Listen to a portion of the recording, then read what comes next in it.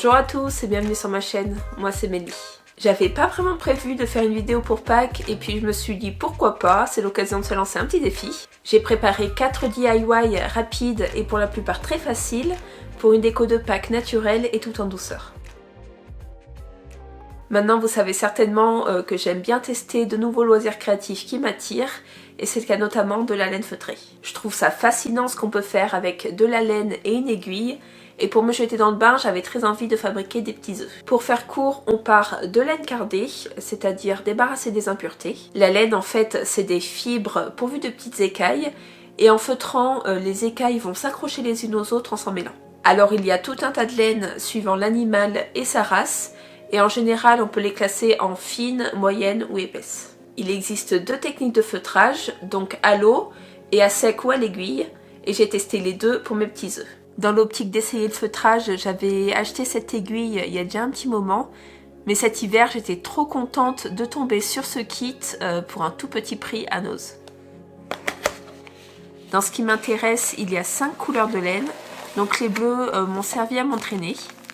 Un support, vous pouvez aussi utiliser une éponge du même style ou une vieille couverture en laine, et 2 aiguilles un peu plus épaisses. Pour le DIY d'aujourd'hui, j'ai commandé de la laine beige et de la laine marron. Alors l'épaisseur n'est pas indiquée, mais je la trouve particulièrement fine et donc peu difficile à travailler.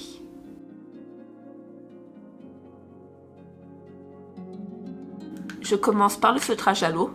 Versez un peu de savon dans de l'eau chaude. Prenez un tout petit peu de laine et savonnez vos mains.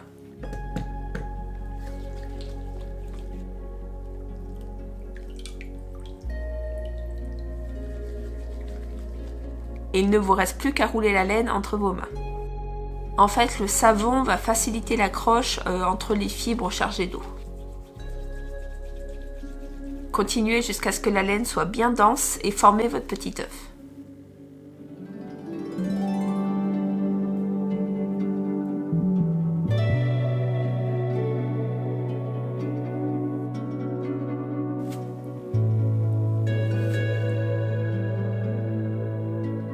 J'ai fait un œuf un peu plus gros avec la laine beige.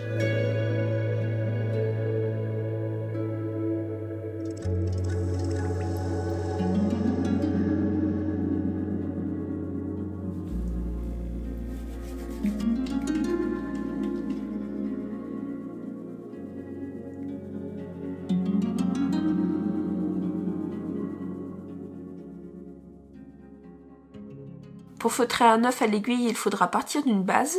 Donc ça peut être de la laine pré-feutrée, un morceau de vieille couverture roulée, un œuf en polystyrène ou encore une petite pelote de laine. J'ai choisi cette dernière solution et j'ai fabriqué une pelote de la taille d'une noix. Avec ces encoches, l'aiguille à feutrer va pousser les fibres mais sans les tirer. Je fixe une première couche de laine en piquant toujours bien droit, c'est l'objet qui se déplace et non l'aiguille.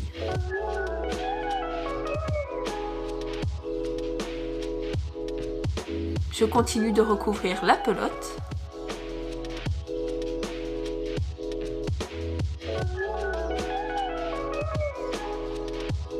Maintenant, je vais rajouter de la matière au fur et à mesure sur le sommet pour créer la pointe de l'œuf.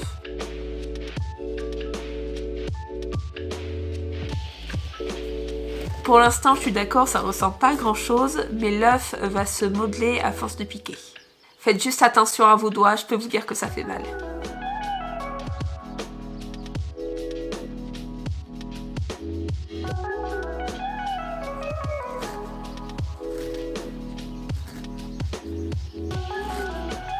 Maintenant que j'ai une pointe, je vais grossir l'œuf.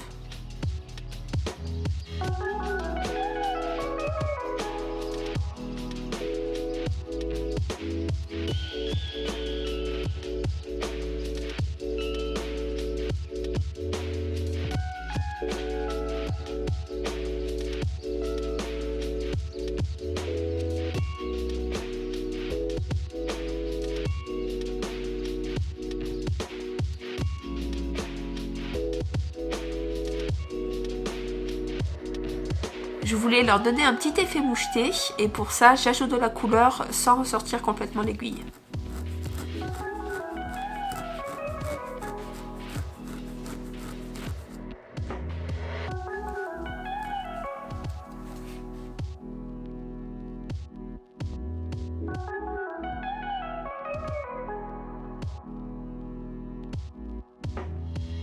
trop mignon. Ce deuxième DIY est super facile. J'ai commencé par couper des rondelles dans une branche de bouleau bien sèche. Bien sûr, vous pouvez acheter des rondelles déjà toutes prêtes. Je marque 7 repères à l'œil. Vous pouvez en mettre plus ou moins, mais il faut un chiffre impair.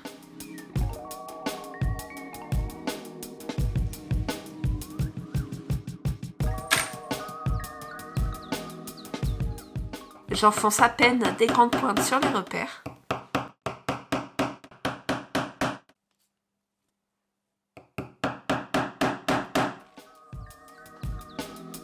J'ai utilisé de la corde en sisal parce que j'aimais beaucoup l'aspect, mais vous pouvez prendre ce que vous avez sous la main, même des petites branches souples.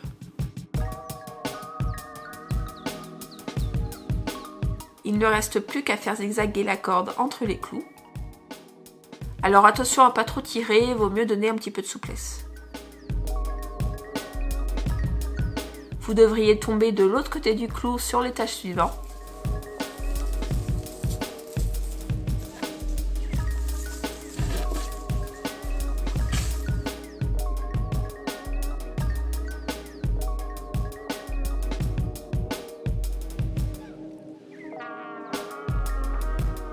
Et je continue en appuyant bien pour tasser les étages de corde. Du coup, de cette manière, le fil tient tout seul à l'arrivée.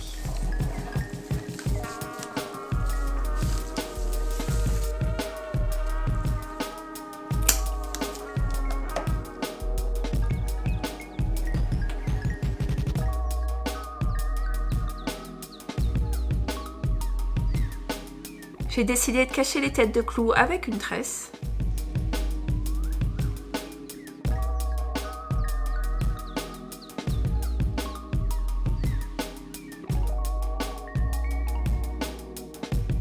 Je colle le début pour éviter qu'elle se défasse. Par contre, je vous conseille plutôt de mettre de la colle sur la ficelle et pas sur les clous comme moi.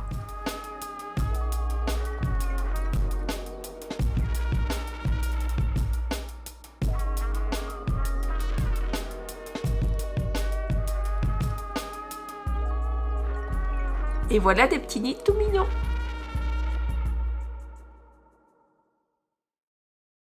Pour ce DIY, j'ai utilisé des mini pois cactus, mais c'est pas obligatoire.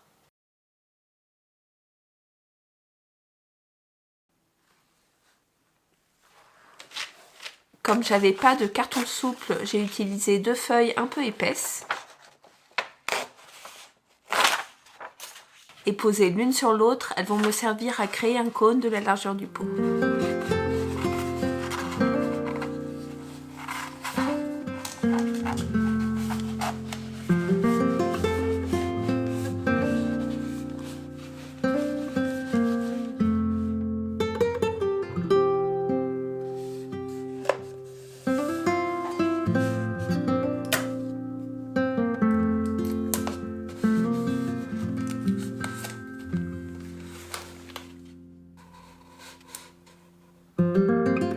Je coupe l'excédent en laissant un peu de papier au-dessus du pot.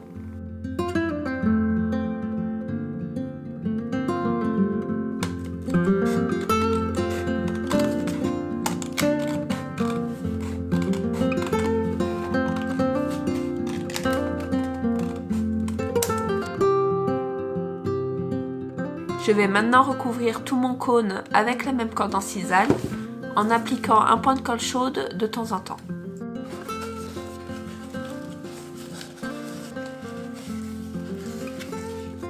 J'ai vu ce DIY et le précédent d'ailleurs sur Pinterest. Je l'ai trouvé beaucoup trop mignon, alors j'avais envie d'essayer ma propre version.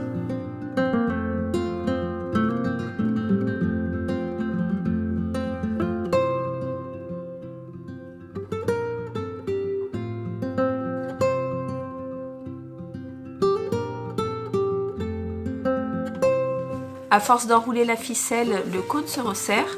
Du coup, je maintiens le pot en place avec des pinces à linge.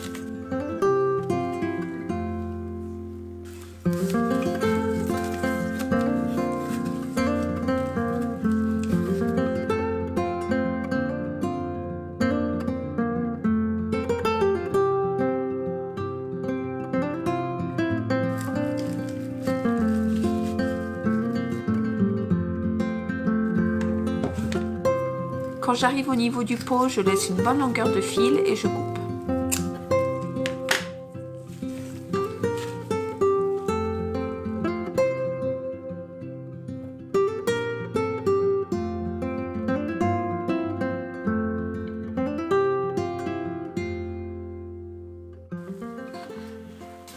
Je vais placer un bulbe de narcisse par petit pot, mais franchement, je ne m'attendais pas à ce qu'il y ait autant de racines.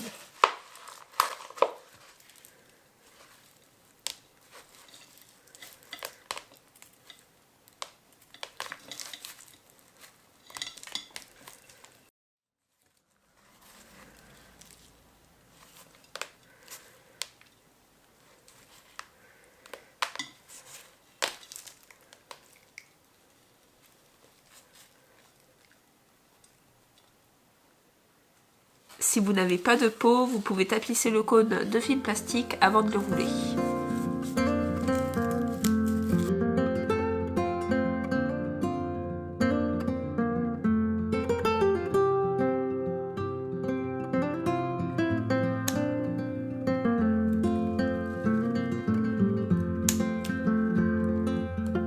Je crante le haut du cône et je rabats.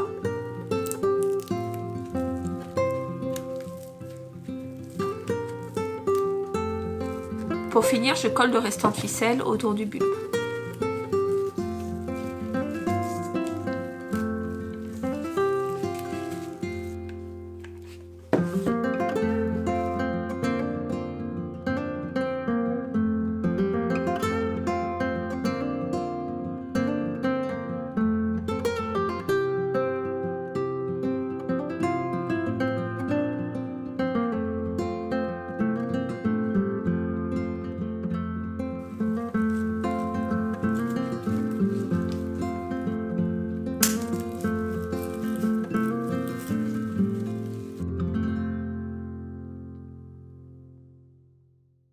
Pour le dernier DIY, je vais créer un centre de table à partir d'une branche de bouleau qui s'est cassée pendant une tempête et que j'ai fait sécher. J'aurais aimé le faire avec une branche plus fine et tortueuse, mais j'ai utilisé ce que j'avais à disposition.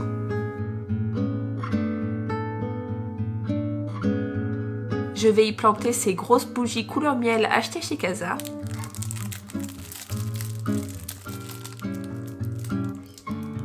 Elles font environ 3 cm de diamètre au lieu des 2 habituels.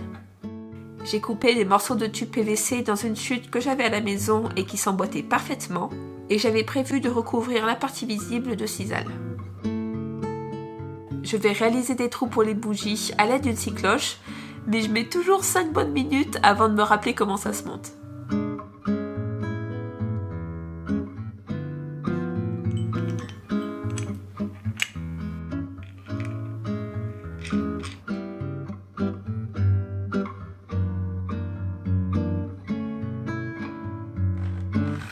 J'avoue que j'étais un peu impressionnée parce que j'avais peur de casser la branche, mais au final tout s'est super bien passé.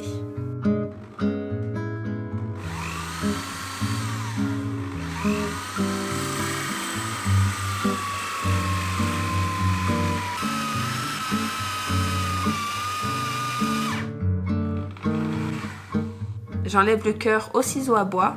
Alors ça fume beaucoup parce qu'en fait le bois était encore un peu humide et avec la chaleur du frottement, il a dégagé de la vapeur. Le trou était légèrement trop grand pour le tube, alors je suis passée à une taille de cloche en dessous.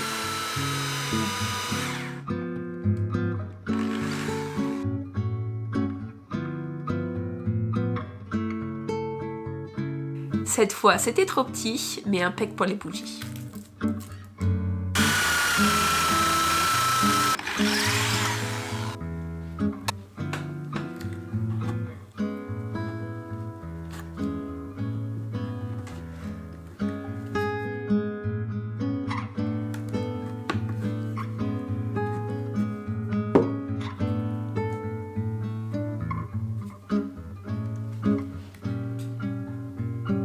Dans le trou trop grand, j'ai calé la bougie avec des petits bouts de bois.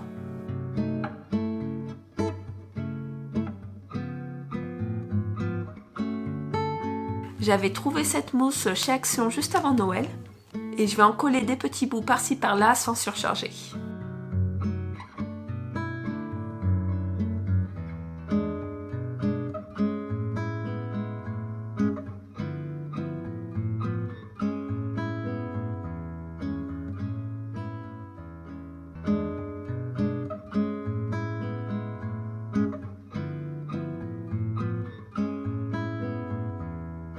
j'avais envie d'ajouter des petites fleurs et j'hésitais entre celles-ci ou des fleurs en papier.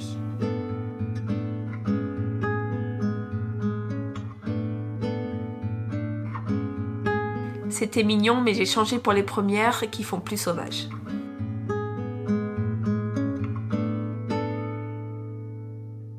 Et voilà, mes décos de Pâques sont terminés. Maintenant, ce que je vous propose, c'est qu'on dresse une table de fête ensemble. Bon, pour se mettre dans l'ambiance, on va faire comme s'il faisait beau et pas qu'il avait neigé hier. Et donc pour cette table, je vais utiliser ce que j'ai déjà en piochant des objets par-ci par-là dans ma maison. Et j'ai également acheté un peu de déco à tout petit budget.